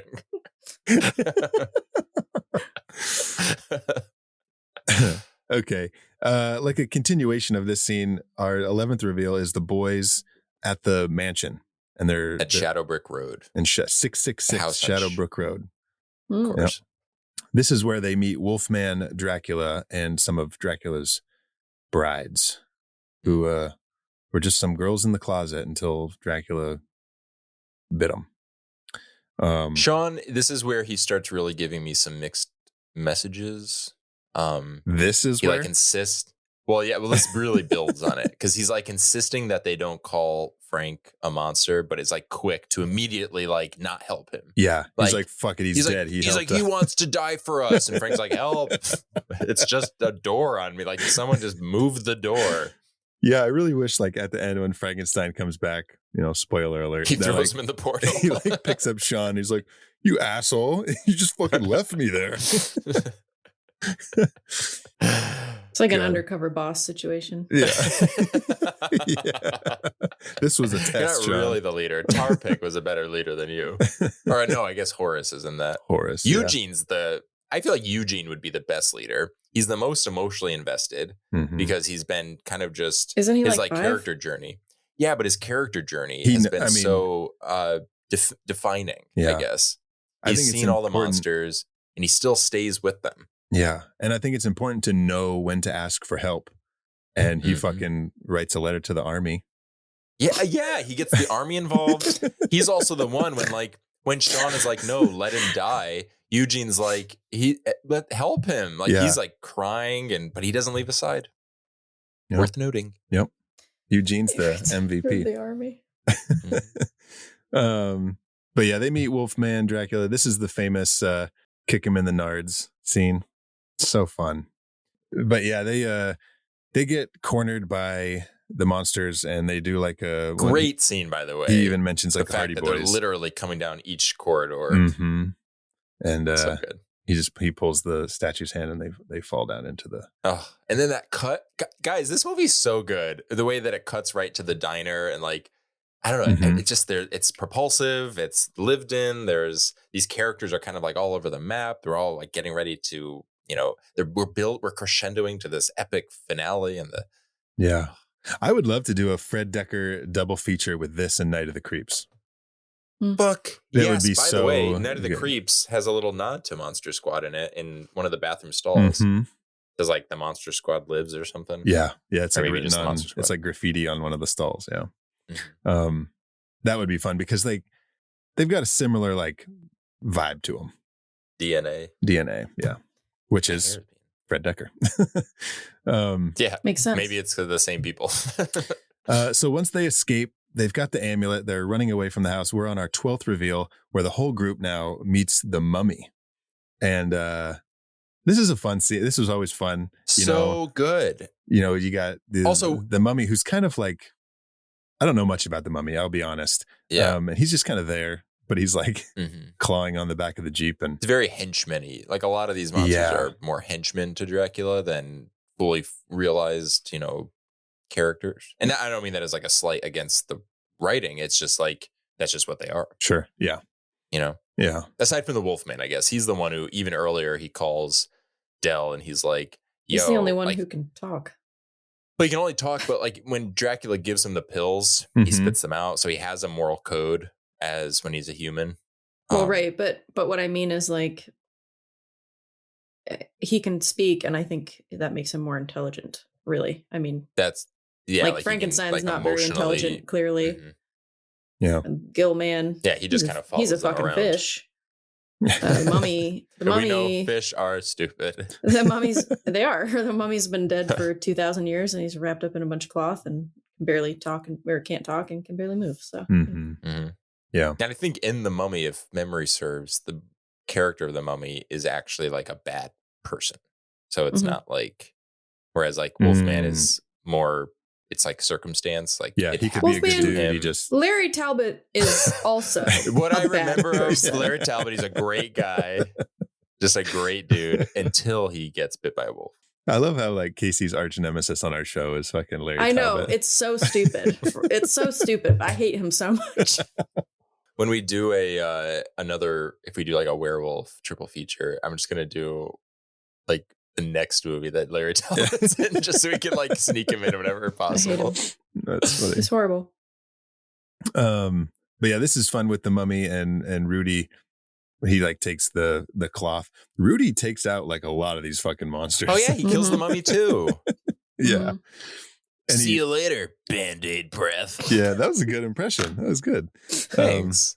Yeah, that was a lot of fun. Tina Burner. My lawyer's looking at me. He said too similar. We might have to cut that. Gotta cut it. Could get sued. But the design of the mummy, Mhm. again, this probably has a lot to do with the fact that this was, I mentioned, like this formative movie for me as a kid, but all of these designs, especially the mummy, feel like the quintessential design of these monsters, as Sure. iconic as they Yeah. are. Because the mummy is very simple design, but there's just like little details on this one that elevate it beyond even like the originals. I mean, even like the 1990, the Stephen Sommers one is great, but it's very much like an effects movie. Mhm. And this one obviously is kind of contained, you know, by its budget and restricted a little bit. But I think to its benefit, I think it just looks so good. Oh, totally. And when it like he unwraps and it's just his skull that's left. Ugh, Like, where did his I other love it. bones go? Did they like just turn to dust?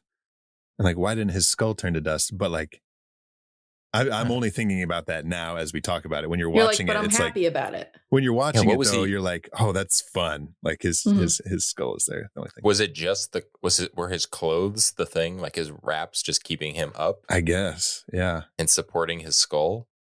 But there's like a lot of dust, I think. So I think maybe his bones like turned to dust. Mhm. That's fair. Maybe it was moving so fast, unraveling so quickly that it just like My bones. what if the whole scene's like, my bones, oh my god, my bones. And they're all the kids just looking at each It's other like, like this it's is like so a weird. mummy who like doesn't say anything, whatever. But when he starts getting unwrapped, he's like screaming in agony, and it like turns, it turns from like this fun little moment to be like the kids are like, "Oh my god, should we help him? Like, Did we kill him?" It's like a 5-minute scene of him screaming. It's so upsetting. He like fucking unravels, and they like stop the car, and they're like sitting there as he's like screaming and trying They're to like pull his holding him wraps in back as they're together. cradling him as he's like dying. Scary German guy says, "Would you like some pie?" It's just him feeding him until he ultimately dies. It's like cherry all over his face. Oh my god. Cut to montage. It's like they just move on. Oh god. It's pouring out for the mummy. Pour one out. Okay, on to a sad scene. Our 13th reveal is This movie Del, got dark. Sapper, and Emily meeting Dracula on the front lawn of their house. Yeah, Dracula fucking blows up Del's partner Sapper in the fucking car. God, it's so dark. But how come his car goes through another car but not through the picket fence? Well, it's I didn't notice. it's probably, going back to our last episode, Frighteners. It's Frighteners rules. Like you can decide when you want to. Well, he's not a fucking ghost. I don't know. He's fucking Dracula. I don't. He can turn into a I know. bat. Yeah, he can turn into a But But bat. that's like from his big dick energy. Yeah. That's what transforms him. Yeah, I don't know that answer. I just went with it. I don't know. Okay. It's a good question. I just don't. I don't know. Okay. Yeah. Actually, before we got to this, there was a really fun werewolf transformation in the phone booth when Danny, you mentioned the scene earlier, right after he spits out the peels. Spits out the peels. He spits out the peels. He spits out the peels. He spits out the pills, and then he runs to the phone booth and calls Del on the phone, and he's gonna kill your son. And fun, like the camera goes in front of the phone booth, and when it comes around, he's already starting to change, and then I love really it. cool. And then he howls under the light. Yeah. Oh, it's so good. He's so like good. gurgling with like foam coming out of his mouth. Really fun. But yeah, Dracula blows out. He blows. Dracula blows out his pants. It's from that garlic. Blows pizza out his you had asshole. earlier. No, I like garlic. Lost Boys reference. Now we're on to like our final confrontation where it all kind of happens in the town square. They're like looking for the church so that they can say the German words with the amulet and save the day, and all the monsters are kind of like converging on this to try to stop. If you've never seen this movie, everything Zach just said sounds insane. They got to get to the church. It's the finale. They got to say the words, the German guy, and they got to open up the thing with a version. When little Eugene's like, "Is she a virgin?"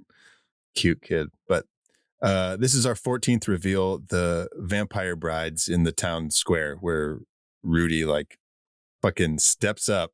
I love it when he like pushes past them to go right towards them, like just headed for the problem. I'm gonna solve it. I'm in the goddamn club, aren't I? Yeah, so good. Why didn't he say squad? Oh yeah, I'm in the goddamn KLERB, aren't I? I'm in the goddamn squared, aren't I? KLERB. I'm in the squared. He pulls out his business card. He's like, "Hello, I'm a squared member. I'm a member of the squared. You got to get out." Stupid. They need badges. This was probably the scariest. The bride scared me, I think, the most as a kid. Yeah, I like them. Something about them. Yeah, there's something about their simple design. Yeah, well, because they're not menacing, which makes them more menacing. Yeah. Mm-hmm. You know what I mean? Yeah. Mm-hmm. It's like their look is so simple and just like, pretty, right? It's like a long white flowy dress that's like their look isn't scary, but like it's all the aggression's in their face with their fangs and totally. It is like it's just like the fact that they look we know that they were innocent. Mm-hmm. And then when they do like the little Anna, like, like showing their fangs with the blood, but I love he shoots one and then he can't get the arrow out for the other one. Yes. And he like doesn't move. He's just like scared, and it's good. But number 15, Dell meeting the Wolfman. I've heard of Abbott and Costello meet the Wolfman, but Dell meets the Wolfman. Dell meets the Wolfman with a stick of got another fucking stick of dynamite. Oh my god! Yeah. Dynamite in the 80s is just. I'm surprised there weren't like throwing stars or like nunchucks. Yeah. But yeah, he shoots Batula. He shoots Bat Dracula, and really good shot, by the way, because he shot a flying bat. What the fuck? A few times. And so Dracula is now like in this warehouse, kind of like half formed, and Dell goes up to finish him off, but he's attacked by the Wolfman, and then Sean's there, and they have like this fight, and then he sticks the fucking dynamite in his pants and pushes him out the window, and very cool confrontation. Very cool. And when we see the Wolfman kind of come, because we confirm that there are only a couple ways to kill a Wolfman, and one of them isn't dynamite. We see the limbs kind of coming together. Mm-hmm. They actually used remote controlled limbs on wheels that they would like control, so that it's pretty cool. If you see the behind the scenes videos, it looks like little like race cars, but it's werewolf limbs. Oh, that's fun. That's cool. Yeah, it's like a great scene because it's just like his torso is still together and he's like trying to put the pieces back together. Again, sometimes simple is best, like having to like watch maybe like a CGI, like him coming together. Oh yeah. It's like, you kind of see the seams. In this one, they kind of lean into it. It's like, we know, I don't know. Yeah. Less is more. Oh, totally. Not all the time, but sometimes. Let's see. We're getting to the end here. I mean, obviously it's the end of the movie, but number 16, the cops and Rudy meet the Wolfman. Rudy again takes out another classic monster with a Why did I bullet. never like really? He just saves everyone. He does everything. Yeah, he kills everyone. He's the Samwise to Sean's Frodo. Yeah. Damn. It's like the oldest kid in the group and the youngest kid in the group do the most. Like Phoebe and Rudy are like they like save the day, and Eugene too. Yeah. Number 17, great scene. Horace versus the Gill man. Gill man comes out of the sewers, kills a couple cops. Horace is there with a shotgun. I forget. He just like pick up the shotgun off the ground, but he just has it. Then he's had it this whole time, and he's like, "Oh yeah." The bully kids from the beginning of the movie who just are terrible to Horace. They're in the store, and Horace is like, "Let me in," and they won't let him in. And then he fucking steps up and takes care of Gill man, and has his moment in the sun. Has his 15 minutes. that's one of the things, you know, we talk about things that we automatically think of when we think of Monster Squad. And that's one of them is, my name is Horace. And that shotgun cocking. Yes, I said cocking. No, I wasn't laughing about that. God, I was just laughing about the scene and how he says it and stuff. It's funny. So good. Our last official reveal is Dracula busting through a bunch of cops, just like taking them down. And then he grabs Phoebe. Poor little Phoebe. She's so cute. I know. She reminds me so much of And you know the Indy. story about... Go ahead. That's Zach's daughter, by the way, Yes, folks. yeah. Do you guys know the story about this when they were filming with the actress? She didn't know that the actor, let me get his name right, so I don't... Duncan Regehr. She didn't know that he was going to do the whole like line and then like hiss at her. Oh no! So her reaction is real. So when he picks her up, and even the screaming and everything, and it scared the shit out of her. So Dude, it is a real reaction. Makes me sad. Yeah, it's pretty great though. It's a great line. Talk about underrated actors. Good Lord, he's so good in this. I love him. Yeah, he is good. Give me the amulet, you bitch. Yeah. So scary German guy throws the amulet, right? Opens the portal. Then they just abandon. I love how he just assumes it's in the book. It's like speak lines, throw amulet to open portal. Well, yeah, I was thinking it's like, this wasn't my point, but you bring up a good question. Like he says that like Dracula is trying to shatter the amulet so that evil can reign. Live forever. And a scary German guy is just chucks it across the fucking road in hopes that a portal opens up. Like, no. It just shatters and Dracula's like, oh, okay. That was easy. But my point was they all just abandoned Phoebe behind that fucking little bench. Oh, yeah. Everybody goes to like the church and Phoebe's there by herself. I noticed that more this time. They just run in the opposite direction. Yeah. He's like protecting Phoebe the whole time. Then he's like, see ya. And, but oh my God, every single time I watch this scene with her and Frankenstein, and it's so heartbreaking, and I cry every fucking time. Don't go. Oh. And then she gives him scraps. Yeah. Oh, well, we're going to move on. And then I do love that Frank gets to have his moment again. Ultimately gets to, yeah. Beat up Drac. Yep. And the fucking army comes. And now they have a use for their business cards. Fucking army. What a great like needle drop though with the fucking it's so we're funny. The Monster Squad, and then the fucking song comes in. Ding, ding, ding. So ding, good. Ding, ding, ding, ding. Guys, that's the fucking squad. Monster Squad. We did it. That's so good. Casey's like, yay, it's finally over. I've disliked movies a lot more, trust me. Well, that's good. So would you so this is not on like the bottom tier? Oh, is this more mid? No, it's fine. It's whatever. Okay.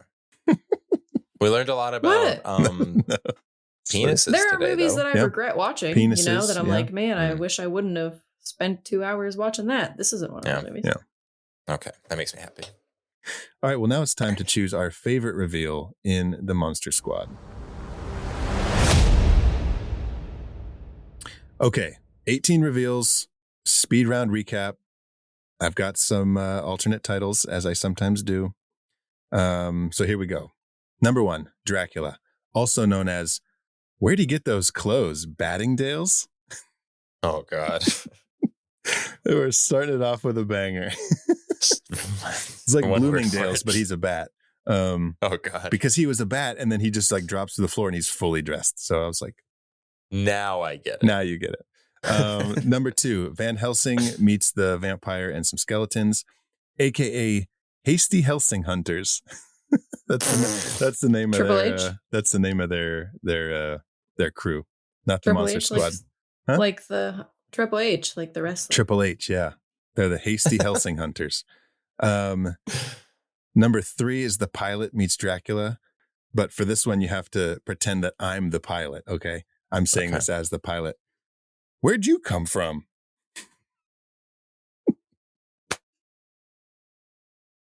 I know I've quit before, but I think I'm going to make it official right now. Danny, don't even laugh. Why are you encouraging this? Number 4.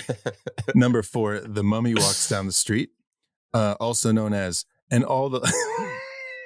God. Oh no, God. here it is. There's always one. When you laugh in the middle. I'll say it. There's always one. I can rein it in. And all the ladies say I'm pretty spry for a dead guy. I was proud of that one. I'll give you that. That's pretty good. I was proud of that one. It's pretty good. Number 5, the wolf man comes to life in the ambulance, also known as, this film doesn't get enough credit for featuring an homage to the original wolf. Fuck. This film doesn't get enough credit for featuring an homage to the original Wolfman transformation scene from 1941. You see, in the original film, the transformation was a series of cross dissolves of Larry Talbot's feet as they grew more and more hair and turned into wolf paws. In this film, The Monster Squad, Fred Dekker chooses to show the man's hairy knuckles as the camera dollies across the gurney to land on the shot of the man's wolf paws ripping through the shoes. Glad that's not my favorite. You didn't mention this in our conversation because you needed to save it for this. To wait. Like an interesting talking point. You're like, no. There's a reveal. Gotta We're wait. gonna save it. Number 6, Gill, Frankenstein, and the whole gang, also known as Universals Unite. It's like Avengers My lawyer's Assemble. staring at me right now. He's like, please don't mention Universal. Number 7, Eugene sees the mummy in his closet, aka parents just don't understand. Number 8, Phoebe meets Frankenstein, also known as another long-winded paragraph about how this scene is an homage to the original Frankenstein film from 1931. Number 9, The Boys Meet Frankenstein, also known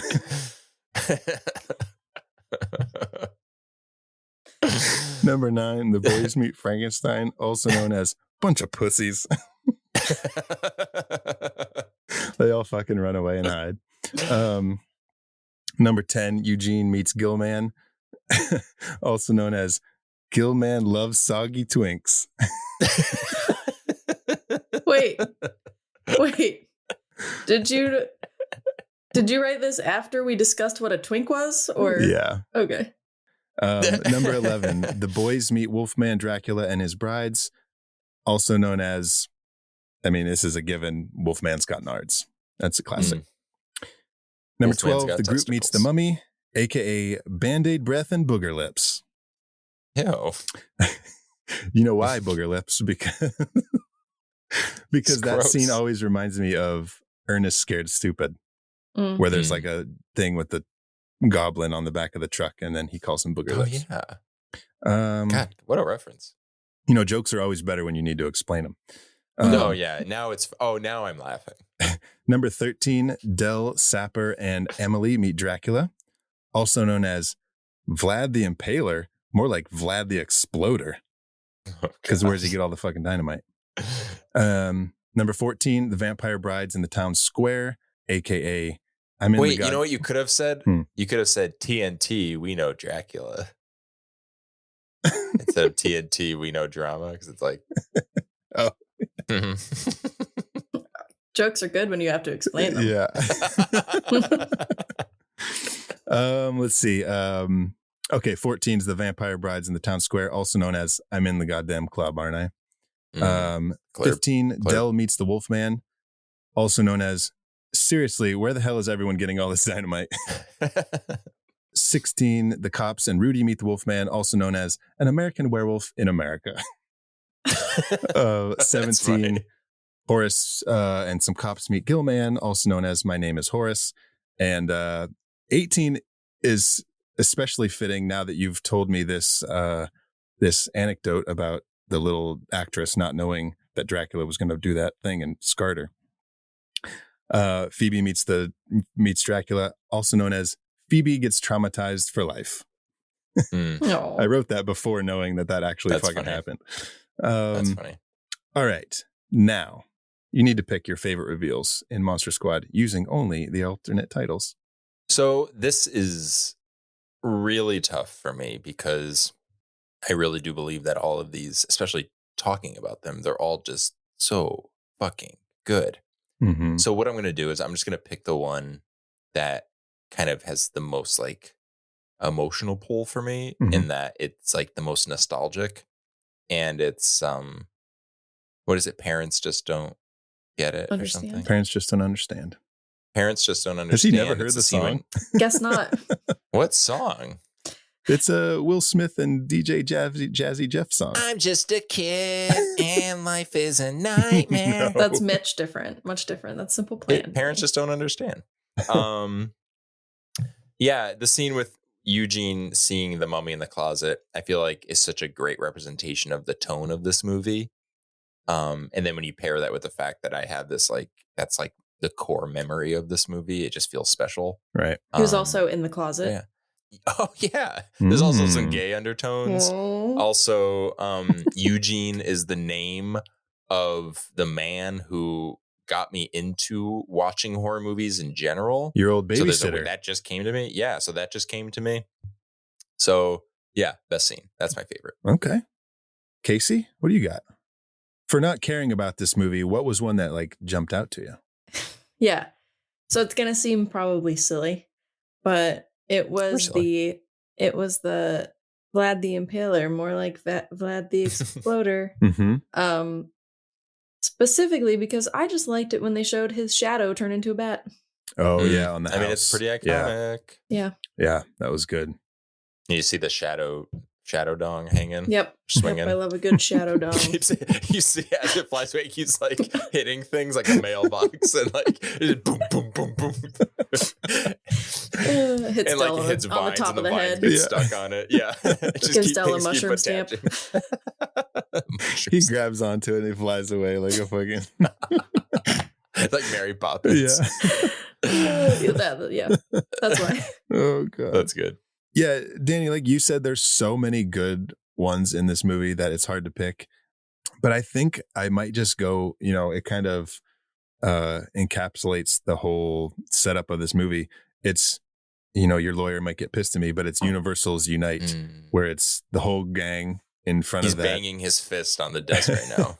It's, they're at the swamp and they just woke up Frankenstein and Wolfman starts to howl and Gill Man is screaming and the mummy's just mummying and the lightning's cracking and the camera pulls out and it's really cool. I'm glad someone chose that one because that is truly like the iconic moment. Yeah, it's such a cool image. And it's like the Avengers Assemble scene. Mm-hmm. Danny, that's why I called it Universal's Unite. Oh, he said that. Danny wasn't listening. He doesn't listen to me. I do. I was just laughing, I think. Sorry. All right. Yeah, no, that's good. All right. Now it's time for a segment that we like to call The Real Monster. Casey, let's start with you. I feel like you might have quite a few. No, I only have two. Oh, okay. Oh. One of them is the first one is unrealistic expectations of treehouses for movies like this, because I didn't have a fucking treehouse, and do you know how bad I wanted a fucking treehouse? Yeah. I wanted a treehouse so fucking bad. Mm-hmm. And this one was really cool. Yeah. Yeah, my neighbor had a treehouse, but it was just like a floor with like a railing. It wasn't like a house. Hey, you know what I mean? Hey, better than mine. I shouldn't complain. I had one. It was just a tree. Very true. I was thinking about how poor I was. My mom Danny always was hollowed out like, a tree. No, my friend, I was friends with a girl named Kayla. She was like a year or two older than me. And she had a treehouse. She had a bitchin' fucking treehouse. Oh, yeah? For real. Did you blow it up shed, with dynamite? like her parents put a shed in the trees. And then my second one is Patrick. Because at the end, Tar pick. Because at the end, when Lisa is reading from that book, he won't shut the fuck up. Dude, you want her to read? Shut up.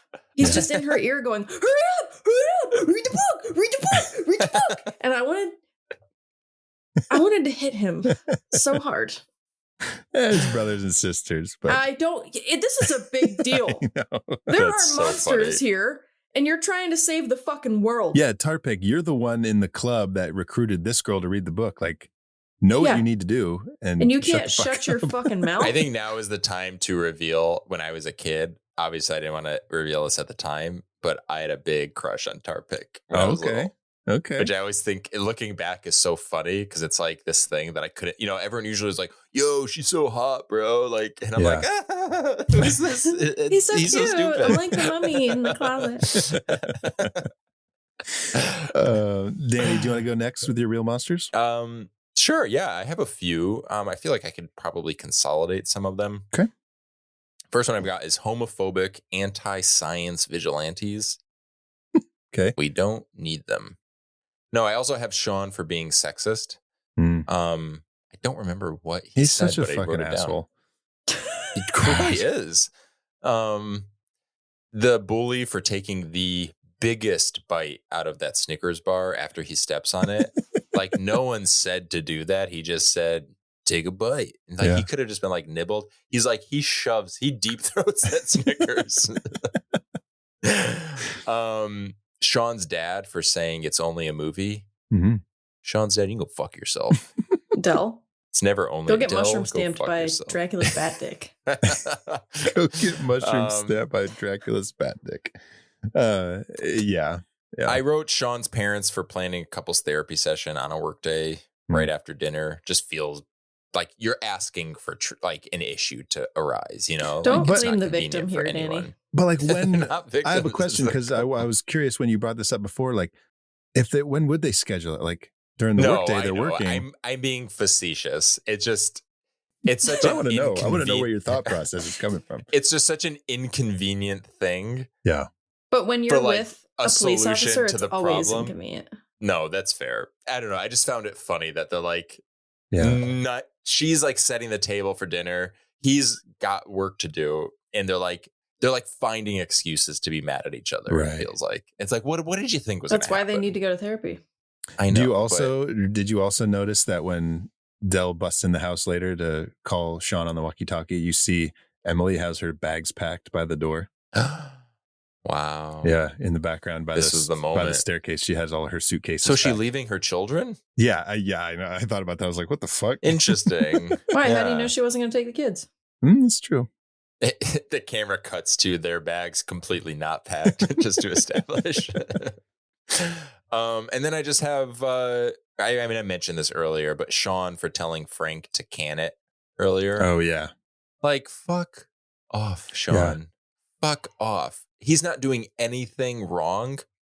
He's just like talking, and he's like, "Can it, Frank?"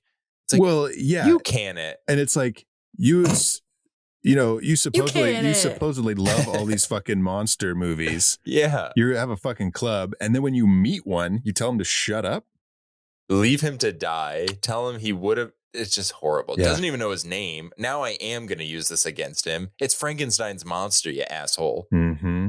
God. Hands down, Sean is the real monster of this fucking movie. Yeah.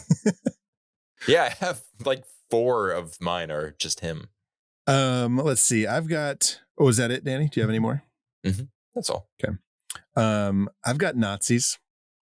The scary German guy. We were revealed that he was had to deal with them at some point in his life. I've got Rudy for being a peeping Tom. Kind of gross. Yep. On the subject of Rudy, I have Rudy's loafers. Because like his outfit's really cool, but then he's got fucking brown little penny loafers. And it's like, what the fuck? Okay. With pennies in them. I've got the problematic language. You know what I mean? You know what I mean? I've got bullies and friends, quote unquote friends, who are also bullies to their other friends. And finally, I have Emily for endangering the lives of her children by letting her daughter sleep next to an open flame. And telling her that that's what'll solve all of her problems. Yeah, and when it blows out, like shit's gonna hit the fan. Like, what the fuck? The candle's gonna keep the monsters away? Uh-huh. But yeah, you don't fucking leave an open fucking flame of like a burning candle next to your toddler's fucking, I don't know. It's sad that the answer to all of our real monsters was the 80s. Yeah. Like literally, it was the 80s. All right. Well, now it's time for our last segment. Would you survive the Monster Squad? I'm living through this mess. Yeah. And I'm coming out a warrior and a hero. Yeah. I mean, if we would survive MAGA, yeah, I think we can, hopefully we're going to survive MAGA. I don't know. We'll We see. will. Hope is the best of things. Hope is. But would you a great survive thing. Maybe the best against of things. Dracula? Yeah, I don't know. Like, you think about like the brides and like, that scene where Rudy's shooting them in the street and there's endless supply of dynamite. Yeah. That's the thing. We think we're going to go by like getting bit, but I think we're just going to blow up. Yeah. Yeah. One of these, at one point, someone's going to not time that wick properly. Yeah. Something's going to happen, whether intentional or not. Like he goes to pick up the dynamite to put it in fucking Wolfman's pants, and it's like it blows up right when he picks it up. Oh, shit. Del and Sean's body parts spray out all over the fucking... And yet the camera holds on them, waiting for them to like reconnect, but they never do. Wolfman goes up and like pokes at an arm. He's like he's like a little dog. Oh. So, yeah, I mean, I think I would survive against some of the monsters, but not all of them. Definitely the Mummy. Maybe not Dracula. Probably not the Wolfman. I know that if I was in that situation with them coming down the hallway, I wouldn't think to fucking pull on the fucking statue. No. There's no fucking way. Yeah, there's an alternate movie where the statue does in fact not move and they just die. And they have to they just like cower down on the floor and like get into a ball and just hope that they go away. They're like, it's not really happening. It's not really happening. As like teeth are like from all ends are just piercing their flesh. Ew, what the fuck? All right. Well, guys, that's the Monster Squad. That is the second movie in our Into KLERB We All Monsters triple feature.